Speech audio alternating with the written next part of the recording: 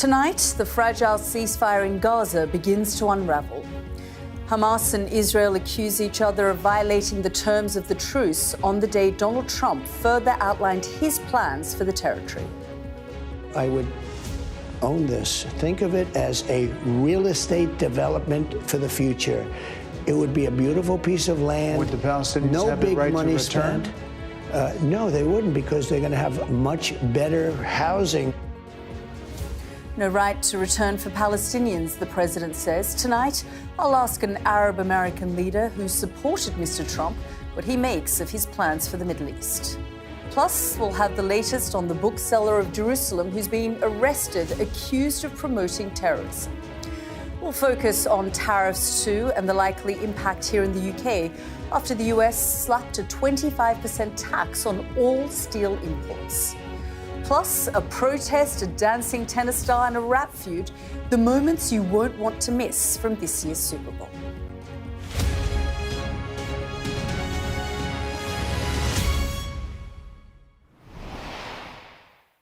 Good evening. We begin the programme tonight, as we have for the past 2 weeks, with a declaration from the US president which could have a huge impact on the lives of millions of people, thousands of miles away from Washington. This latest statement is the clearest signal yet from Donald Trump that he plans to relocate Palestinians from Gaza and prevent them from returning home. Have a listen to what he had to say. We'll build beautiful communities for the 1.9 million people. We'll build beautiful communities, safe communities. Could be 5, 6, could be 2, but we'll build safe communities a little bit away from where they are, where all of this danger is.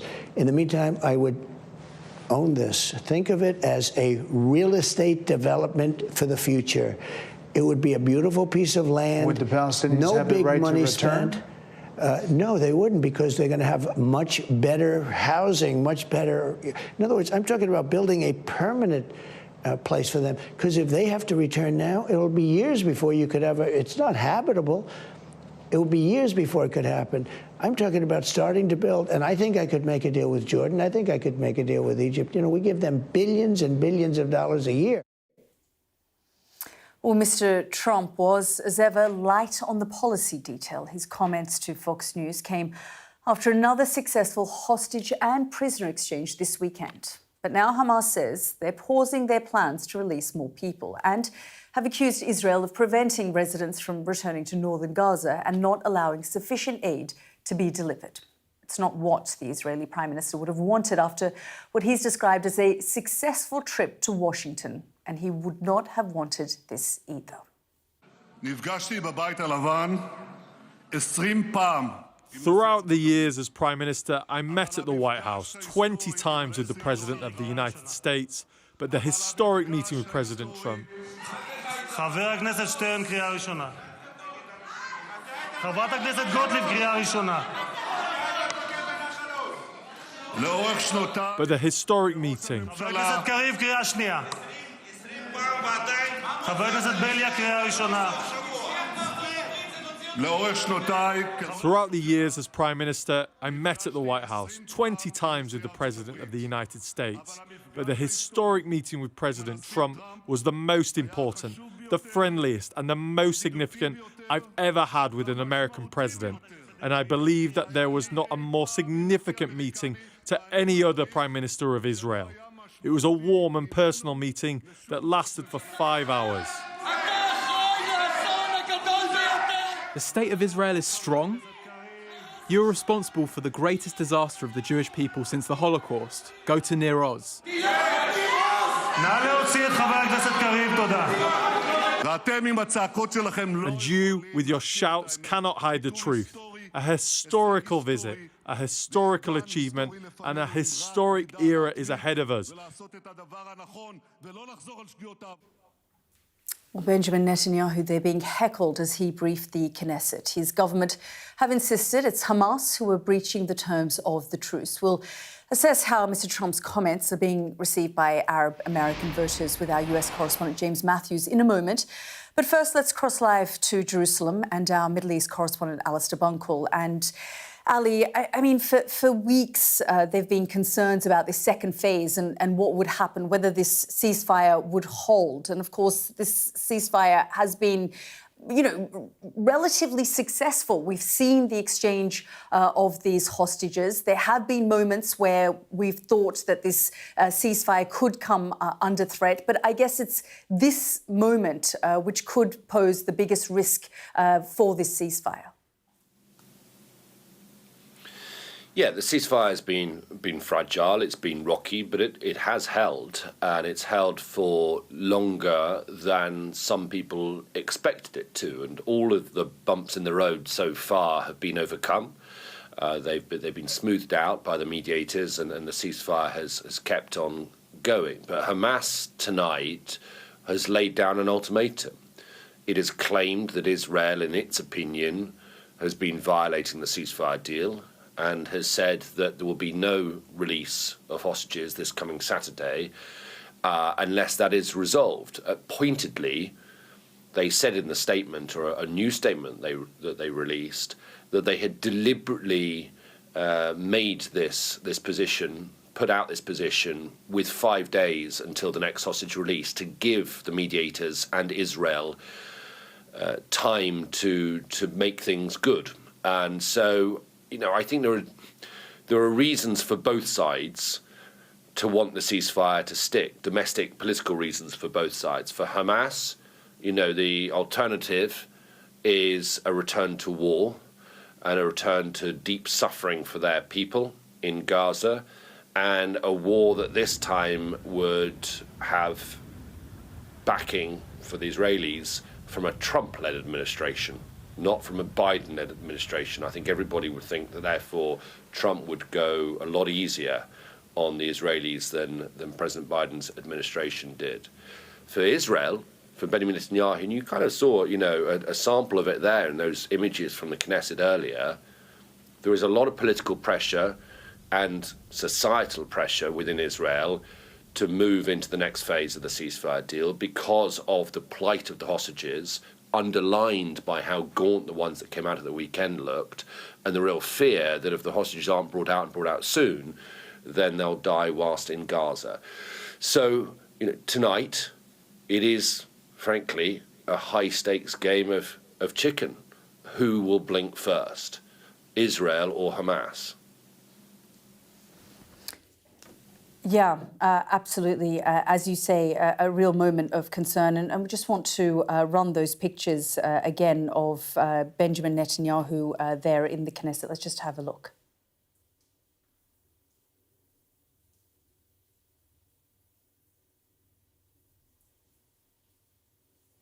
OK, we're just going to leave that there for a moment. Let's just go to our James Matthews for one moment until we can get those pictures sorted.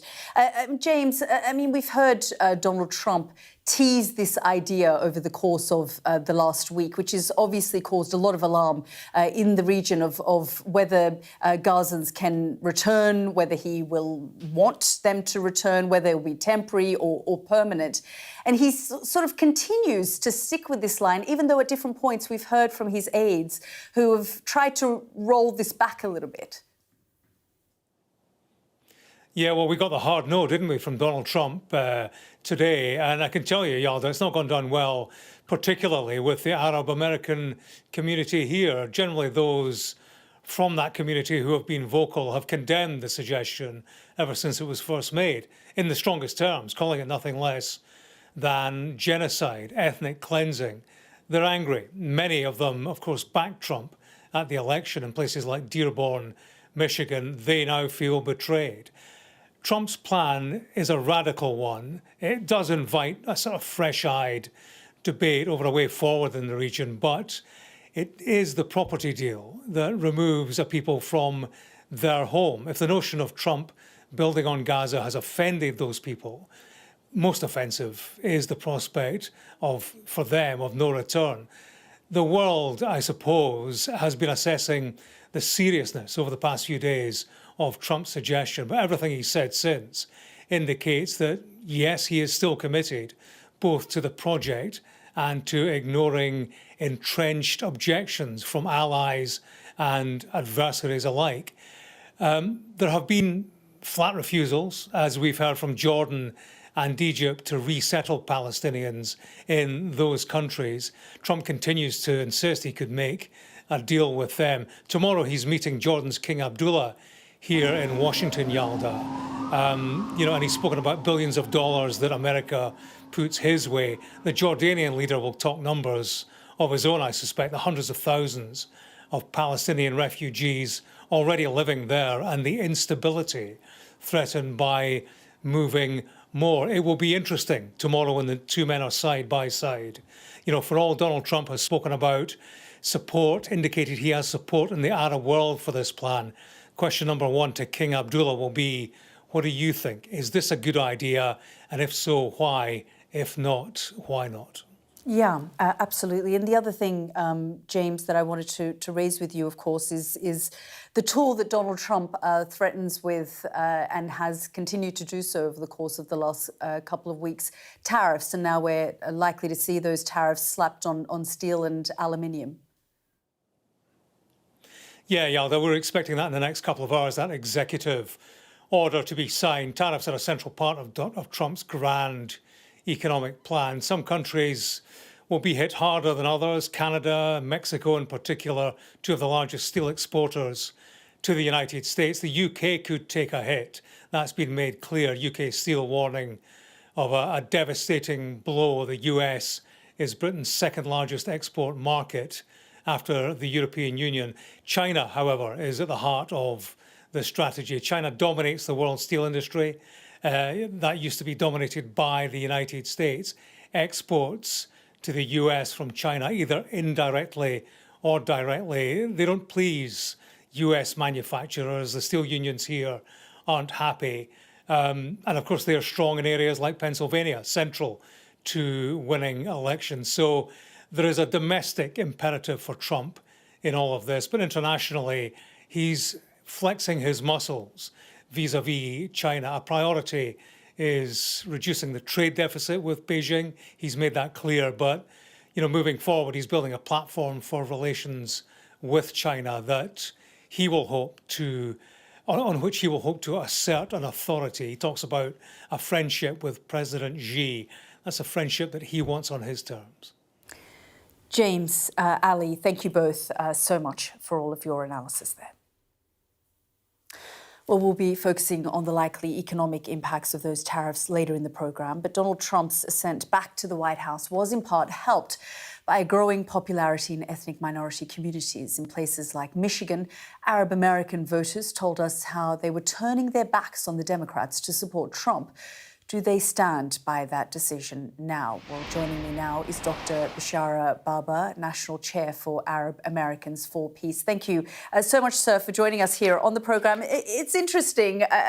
Your name was initially Arab Americans for Trump. You've changed it to Arab Americans for Peace, which makes me wonder, do you still stand by your support for Donald Trump, moving away from the Democrats, despite what we've heard over the course of the last week, which has frankly alarmed and shocked many people in the United States, but also in the Arab world when it's come to discussions around Gaza?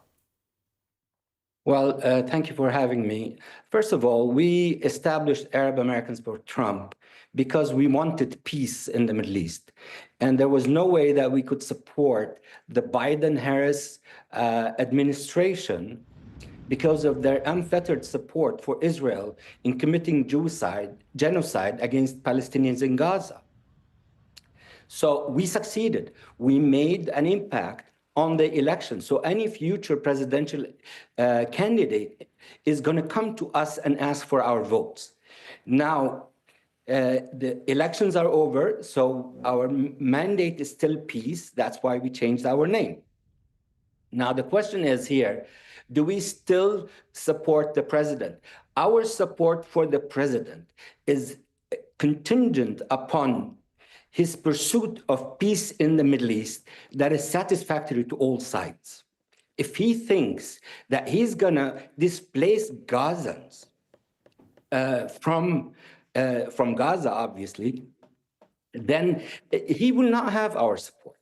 Well, I just wonder, Mr. Baba, when you met with Donald Trump, and you've met with him a few times in Michigan, Arizona, when he was on the campaign trail, what did he say at the time? No doubt you would have raised the war in Gaza and this issue of a two-state solution at the time. I did raise both issues. I told him that I established Arab Americans for Trump because we wanted peace in the Middle East based on a two-state solution. His response to me was 100%. And then he said, we will end the wars and we will have a lasting peace in the Middle East that satisfied all parties. Now, this is not what's happening right now. But at the same time... Do you think, though, that these are just words at the moment? I mean, there have been members of his administration who say that he's saying this because he's trying to get everyone to think outside of the box. For decades, there have been talks around, peace and two-state solution, which has gotten nowhere. Perhaps this is his way of pressuring all sides to get round the negotiating table.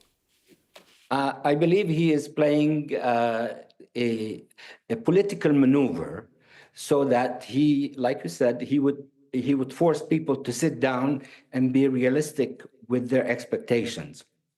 Now, his notion of replacing Gaza, displacing Gazans, is not out of the box.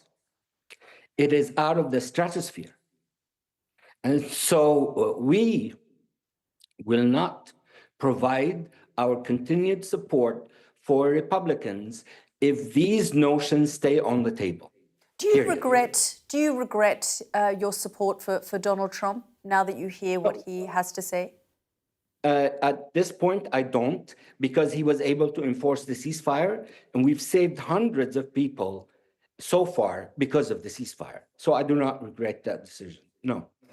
And in terms of, when you compare the Democrats, and I know we're very early days into the Trump administration, do you still believe that Donald Trump is the better option? The Democrats left us no choice. We pleaded with them to stop arming Israel. They would not listen. Then we said, we're going to punish you at the polls. They did not listen. We did punish them. And now it is time for all of them to listen to us. Because next year, there will be new elections as well for Congress, and our votes will count. Dr. Bishara Baba, thank you very much for joining us here on the programme. Thank you very much. Well, let's focus now on a Palestinian bookshop in East Jerusalem, which over 40 years has become popular with researchers and foreign diplomats. Israeli police ordered the closure of the education bookshop after raids yesterday. Hundreds of books related to the conflict between Israel and the Palestinians were confiscated, with authorities claiming they incited violence. Alistair Bunkle went to the shop to witness the aftermath. It is an image that has quickly spread around the world. Two men in handcuffs and prison uniforms, well-known Palestinian booksellers, now under arrest and accused of supporting terrorism. Mahmoud Muna runs the educational bookshops, literary institutions in East Jerusalem, popular with locals, foreign diplomats, journalists and tourists. For 40 years, and through multiple generations, it has sold books about the history of Israel and Palestine, many written by Israeli and foreign authors. It is a place where people gather to read, study and drink coffee. We think of our job as a very important job here in the city, in the center of East Jerusalem, to tell the story of those voiceless, those people who have very, very, very few voice telling their story. Police raided the shops on Sunday, confiscating books and arresting the two men. Jerusalem police said that they were suspected of supporting terrorism and posted a photo of this children's colouring book as an example. After a night in prison, Mahmoud Muna and his nephew Ahmed appeared in Jerusalem Magistrates Court today. We made it clear that this is a very dangerous and legally unprecedented move, forming part of a new policy adopted by the Israeli police in Jerusalem, which seeks to suppress freedom of speech and Palestinian intellectual life, preventing people from educating themselves and others. Foreign diplomats were also in court along with the men's family. I think it's a political arrest. There is no reason to arrest my brother and my nephew. The books we sell are international books. There is many books which is written by Israeli authors. There is no logical reason to arrest them. Mahmoud Munir's wife said that their 10-year-old daughter was in the bookshop when police arrested her father. She saw everything and she was really shocked. But we talked last night before bed and told her that everything will be fine. Your dad is strong and he can make it, and you don't have to worry about him. Mahmoud Munir is known as the bookseller of Jerusalem. He's a Palestinian intellectual. He went to university in England. Mahmoud and his nephew have been sent back to prison for another night and will be released tomorrow, but on house arrest for 5 days. Alistair Bunkle, Sky News in East Jerusalem. You're watching The World with me, Yalda Hakim. Next, we're going to talk about artificial intelligence. World leaders are gathered in Paris to discuss what has become a key geopolitical issue. So why has the messaging changed? Join us in a moment.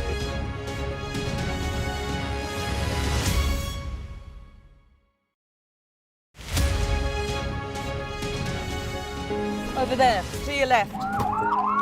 There have been airstrikes every day. Hezbollah are very sensitive about us showing any pictures, and we're being hurried away right now.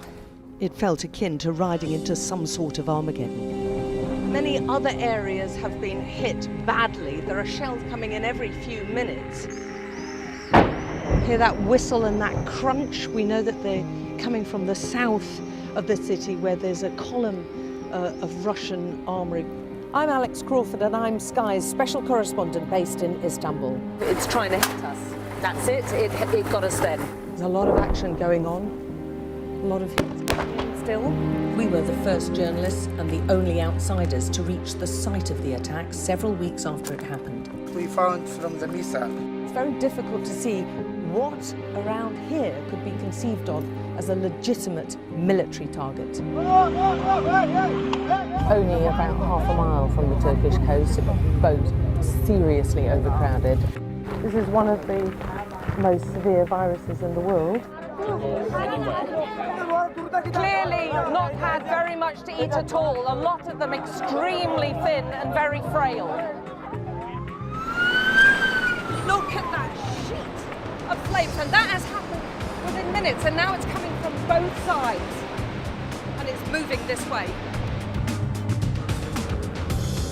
The world's largest falls now down to a trickle in places. I can't imagine how much plastic is lying at the bottom of this huge lake. Whoa! Getting up close and personal with a rhino. This is what makes the job so fantastic. Mandatory evacuation, you must leave! For many people, Harvey is far from over. People here believe the water will be this deep for weeks. I'm Greg Milam, and I'm Sky's Chief North of England correspondent. Are you trying to run me over, Sir Philip? No, go away. Look like it, sir. Will you respond to those who've made accusations, Sir Philip? Can you go away?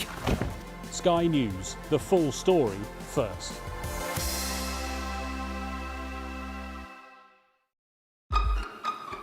We've got your Sunday mornings covered. From the front page and the sounds of the streets to the voices of the people who make the major calls and big picture politics beyond Westminster. We'll put you at the heart of our story. I'm ready. Are you? Join me, Trevor Phillips, Sunday mornings on Sky News. Weeknights on Sky News. This is your chance. Tell people.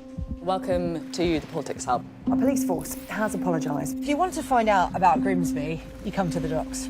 I'm live in Jerusalem. Are you not concerned that that could lead to all-out war? Hello there, good evening. There are fears of an upsurge in violence. What's at stake here? You are watching the press preview, a first look at the front pages as they arrive.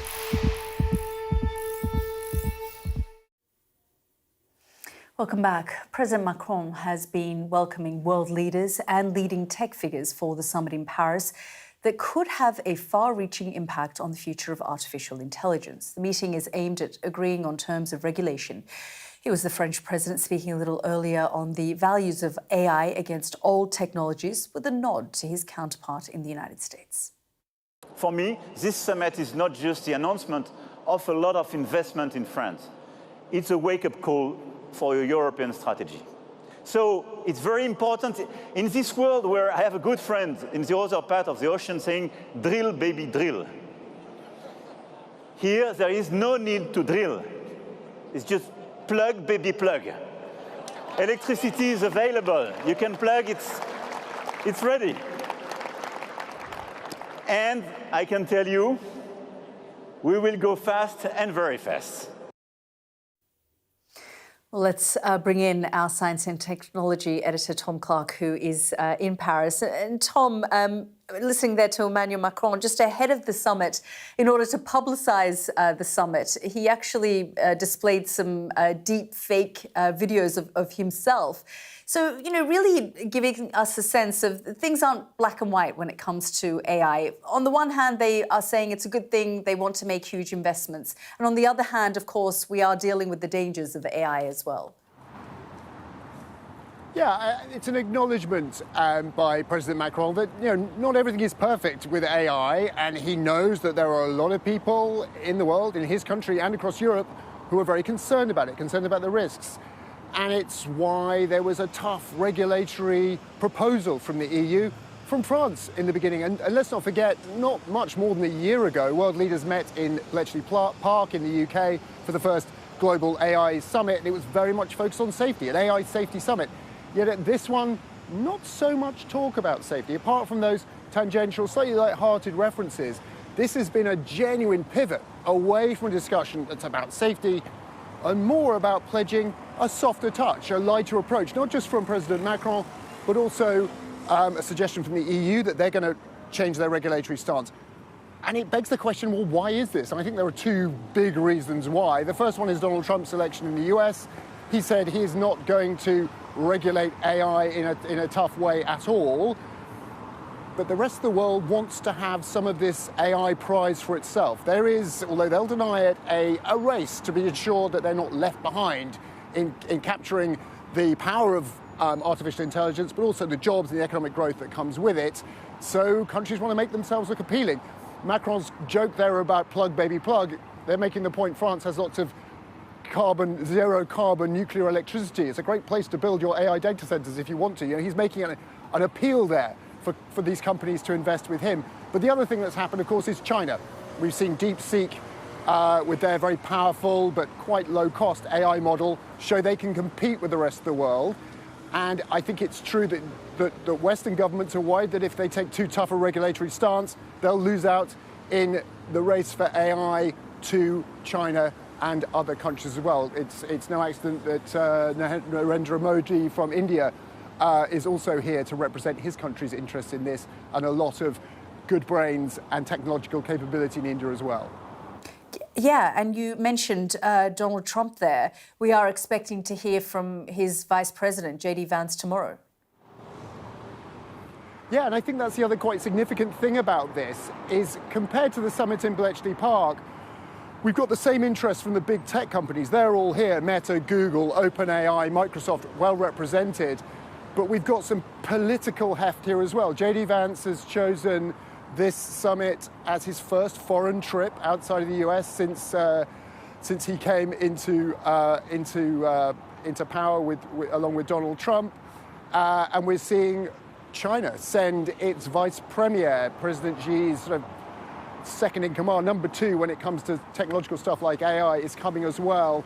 There's a big discussion tomorrow. A political agreement is what Emmanuel Macron wants to see, some kind of way forward towards the better implementation of AI, cooperation among nations. But I think a lot of people here aren't expecting much in terms of a political declaration that Emmanuel Macron quite wants to see come out of this summit, because there are so many differences of opinion here. I mean, the US and China are very much locked in a race Europe has its own baggage as well when it comes to this. So I think concrete outcomes from this summit, possibly not, we shouldn't expect too much from that, but it certainly shows a shift in the power that people perceive AI to be bringing, and those who might be wielding it if they can capitalise on it for their own economies.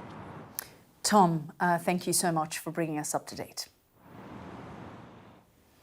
This is The World with me, Yalda Hakim. Next up on the programme, the filmmakers behind the Oscar-nominated documentary charting Canada's dark history surrounding its Indigenous population.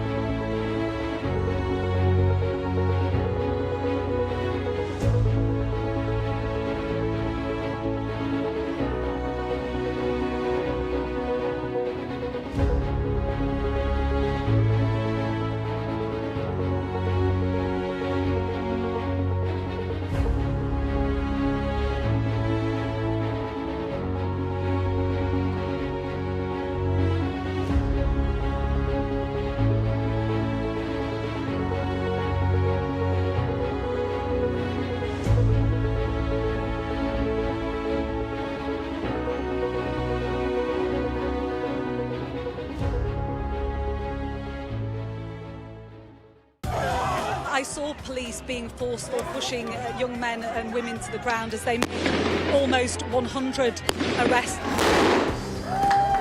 Will the cold affect your voters? Well, we have a lot of tremendous support. Free, wherever you get your news. The people here know that worse storms may well be on their way. I'm Martha Kellner and I'm Sky's US correspondent based here in Los Angeles. Welcome back. It's a scandal that provoked national outcry and multiple public apologies from Canada's leaders. Over a 100-year period, more than 150,000 Indigenous children were separated from their families and forced to have a state-run education. Their story features in the Oscar-nominated documentary Sugarcane, which follows an investigation into the school system following the discovery of unmarked graves on the grounds of an Indian residential school run by the Catholic Church. Just have a look. How did it happen? It's not something that you want to open up, it just keeps on damaging. For decades, there were reports of neglect and children dying or disappearing from this facility. 2 girls drowned. Priests were moved around. Why are they dying? Did they think we'd be stupid all of our lives, the rest of our lives, and nobody would ever find out these things?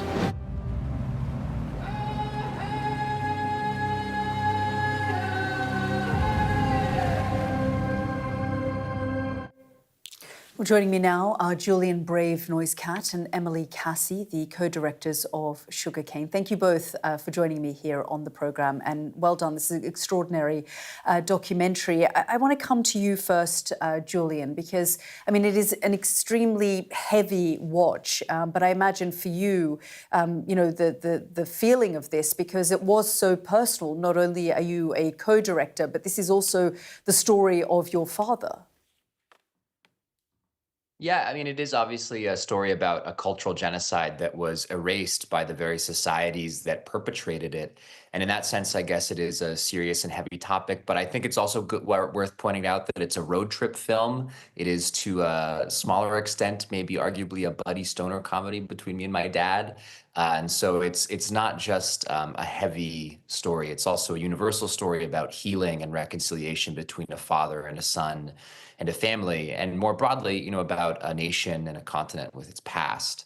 It was obviously a really special thing to get to do with my dad. I got a lot closer to him through it. We learned a lot more about what happened to him and to our people, and how that pain still cascades through generations today. And Em and I also became best friends and close colleagues and collaborators, and so it was a really beautiful journey. Yeah, I can imagine. I just want to bring in Emily. You've worked all over the world on so many issues. First question, why this particular topic? Why did you feel you had to highlight this story? But also, did you know about Julian's backstory when you asked him to co-direct this with you? Yeah, I've spent a decade covering human rights abuses and conflicts all over the world, from Afghanistan to Niger, as an investigative journalist and documentarian. And yet I had never turned my lens on my own country and the horrors that it perpetrated against its First Peoples. And like so many in North America, there were 139 schools in Canada, 417 in the United States. And most of us knew nothing about this origin story. So I wanted to look in my own backyard and understand the place from which I came and what it had done to get where it is today. And so I reached out to Julian to work on something together. What I didn't know is that I had selected the exact school to follow an investigation at that Julian's family had attended, and where we would later discover his father's life had begun.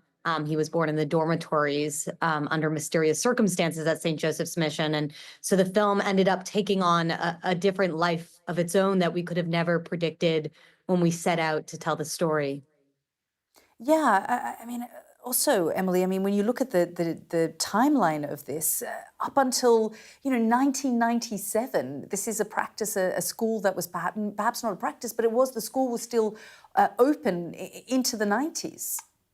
That's right. This was a system that separated 6 generations of Indigenous children across North America from their families in order to, in the words of its architects, kill the Indian, save the man, or in the words of another one of its architects, get rid of the Indian problem. This was set out to destroy Indigenous culture. It was called a cultural genocide by Canada, and our film breaks ground on a pattern of infanticide of babies born at St. Joseph's Mission. So this is a new horrific discovery and chapter of this horrendous history that continues to impact Indigenous communities today.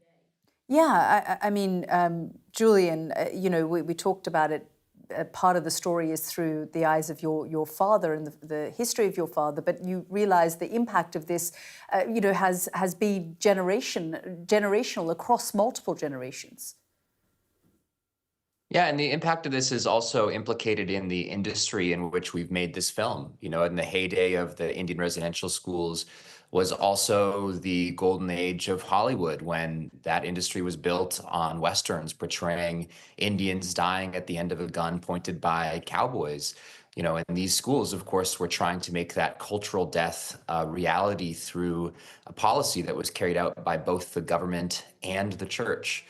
So, the film itself is, beyond being a personal exploration, is also a communal statement of resistance to that history of genocide, and also portrays, the very people who were supposed to die, whose way of life was supposed to be consigned to the wastebasket of history, as having a beautiful story and way that is worthy of epic cinema, the big screen. Yeah, and Julian, just tell us what you learned from this journey. Oh, so much. How to make a film, how to press record. Also about my dad's birth. He was born at a Indian residential school in 1959, where the investigators have found a pattern of infanticide of babies, some who were fathered by priests, who were either adopted out, who were in some instances put into the incinerator to be burned with the garbage. Just to be clear, my dad was not fathered by a priest. We know who his parentage is. I've known them my entire life. But this is a very horrific and undocumented until our film pattern that, I think begs the question of, if this is true at this school, what might be true at the 138 other schools across Canada and the 417 across the United States. There's still so many fundamental facts to what happened in this system designed to, quote, kill the Indian, save the man, that we still don't know, and that we need to investigate before it's too late, before the living memories of these atrocities are gone. Well, we're grateful that you've both joined us here on the programme, and best of luck at the Oscars. Thank you so much for having us. Well, let's return to that executive order now, imposing 25% tariffs on steel and aluminium imports, which Donald Trump is expected to sign in a few hours' time. Canada is the country that's likely to lose out the most, but the UK will also be hit, as it exported £2.5 billion worth of steel and iron products to America over the past 2 years. Our economics and data editor, Ed Conway, has this assessment of the impact. It's another day. It's another set of tariffs from Donald Trump, this time steel and aluminum, as it's called in America. Let me just give you a bit of the potted history of aluminium production around the world, in particular in the US. This is showing you, going back to 1900, US aluminium production. What you can see is obviously that line has gone down, and other lines like Canada, they've gone up, partly because, it takes a lot of hydropower to make clean aluminium, and there's a lot of hydro in Canada. But actually, the bigger picture here, we've got to zoom out for the bigger picture. And you see it when we add on the line for China. Look at this. I've got India there, and we've got China. Extraordinary increase in Chinese production, bigger than anywhere else in the world. And that's really dominating production around the world. And actually, if you kind of take that story about aluminium, you can see that the US has become more and more dependent on imports. So imports of aluminium, they've gone up and up and up, to the extent that that's been kind of around 50%, the measure of dependence on getting stuff from overseas. Whereas steel, look at this is steel, and dependence on imports for steel is much lower than for aluminium. So that's kind of an interesting dichotomy here.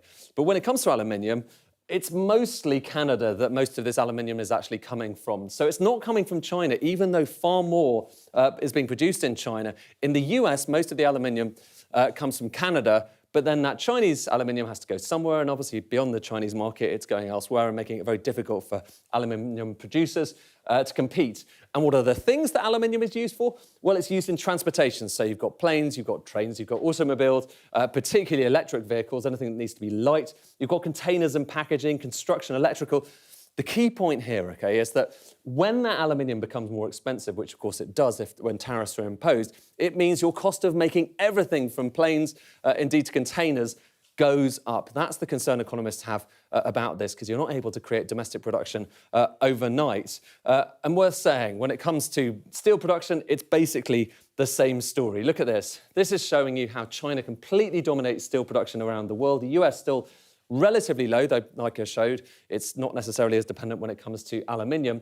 And the UK, even though it's very low in terms of steel production compared with everyone else, we still do export quite a bit to the US, okay? So That is now in threat if those tariffs are going to be imposed on the UK as well. And that is quite a little bit, the third biggest export market for UK steel.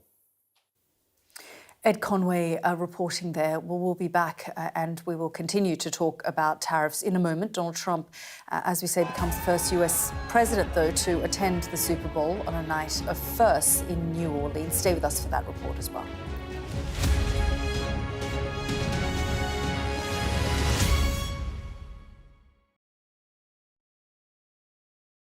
We're going to do this 100 times every day for the next 3 months. Why have we agreed to this?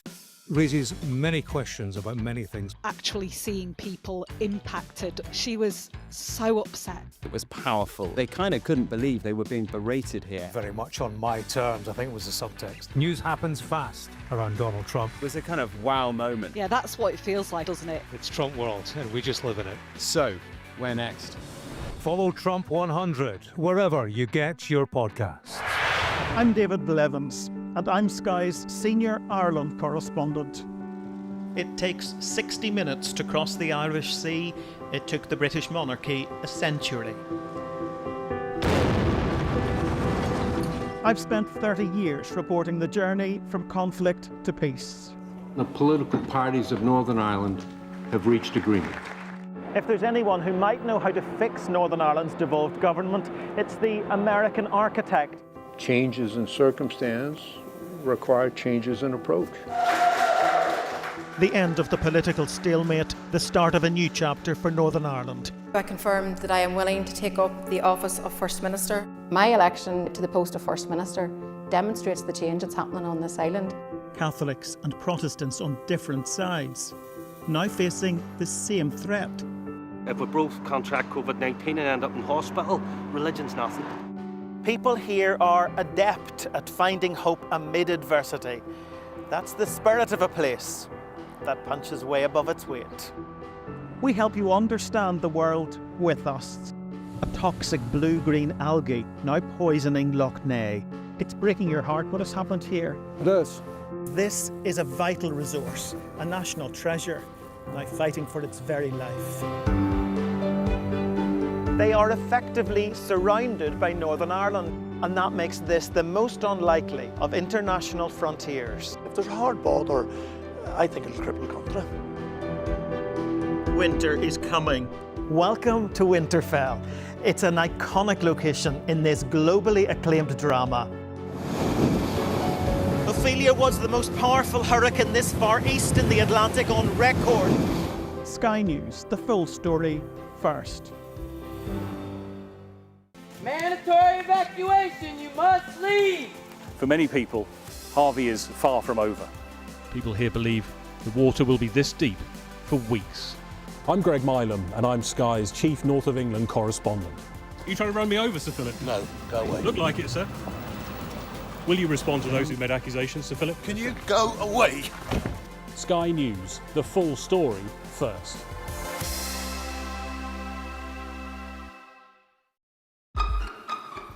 We've got your Sunday mornings covered. From the front page and the sounds of the streets to the voices of the people who make the major calls and big picture politics beyond Westminster. We'll put you at the heart of our story. I'm ready. Are you? Join me, Trevor Phillips, Sunday mornings on Sky News. Welcome back to the programme. Well, we got Ed Conway's assessment of the impact of new tariffs to be announced by Donald Trump in a short moment, but let's get some more analysis. Joining me now is Everett Eisenstadt, former Deputy Director of the National Economic Council during Donald Trump's first term in the White House. Really good to see you again, Mr. Eisenstadt. I mean, tariffs, as we know, is Donald Trump's favourite tool, but of course they do also have consequences. No doubt about it. I mean, tariffs have been used very infrequently until recently, and now it seems to be one of the favorite tools of the president to achieve a number of impacts. And yes, they definitely have an impact. They affect supply chains. They have impacts on bilateral relations and certainly ripple effects go throughout an economy. Other administrations have used them, namely the Obama administration, but I guess they haven't shouted about it in the same sort of way. No, definitely not. And in fact, I don't know that I recall any president in my lifetime has actually said they love tariffs and they love the word tariffs. And it's the most beautiful word in the English language. I'd never heard that before. Tariffs were always something that was talked about in rooms at the WTO and behind closed doors, and just kind of a gentleman's agreement about how to manage trade and how to, work on integration. And this is really different. It's really it's evidenced by, the amount of interest in the issue. It's really brought trade and tariffs to the forefront of many people's minds. And that has not been the case for quite some time. Is it that do you think, having worked under his administration the first time round, that he's just looking at bringing production back to the United States? Because when you speak to the Canadians, they're not quite sure why they're being, hurt by their closest neighbour in this way. And no doubt these tariffs will impact Canada. Well, this really goes back almost to even pre-inauguration. When you think about the different tools for tariffs. And I think it's important to separate the steel and aluminum tariffs from, say, the 25% tariffs that were going to be imposed but have since been put on pause. So the steel and aluminum tariffs are based on a national security finding on a statute that's called a Section 232 investigation. And there was an investigation done that showed that the U.S. needed X amount of capacity in order to meet its defense needs. And we currently did not have that ability to produce that capacity. So the idea was we'd have worldwide tariffs on a sector, and that would enable the United States to produce the amount of steel and aluminum necessary for defense purposes. Now, one of the things that you're going to hear is that since that time, there's been a number of quotas, exclusions that have been negotiated, and that has diminished the effectiveness of the original tool.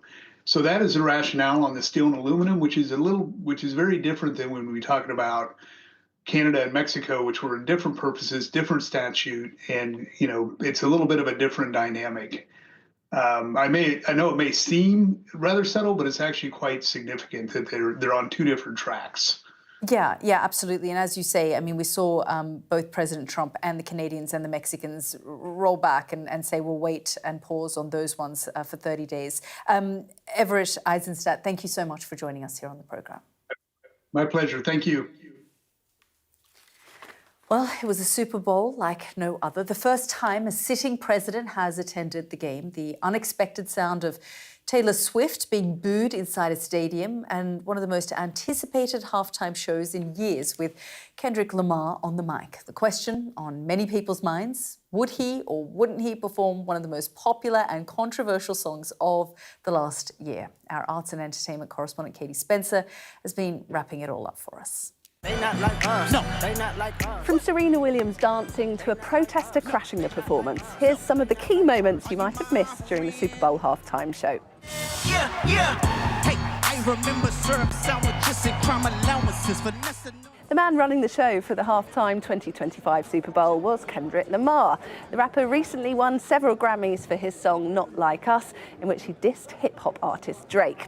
Now, Kendrick Lamar and Drake's feud dates back several years, but they both released diss tracks in 2024 in which they were attacking each other's musical skills, behaviours and even families. In Not Like Us, Lamar called out Drake by name, so there was much discussion about whether the rapper would have played that song at the Super Bowl.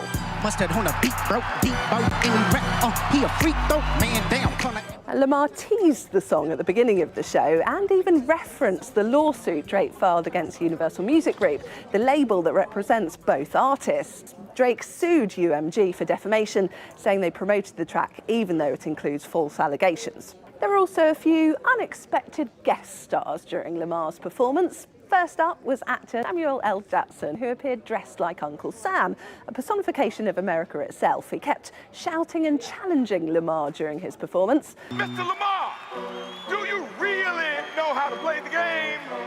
Another big surprise was tennis superstar Serena Williams. Are you my friend? Who was seen doing the Crip Walk dance during Not Like Us. Serena was rumoured to have dated Drake between 2010 and 2015.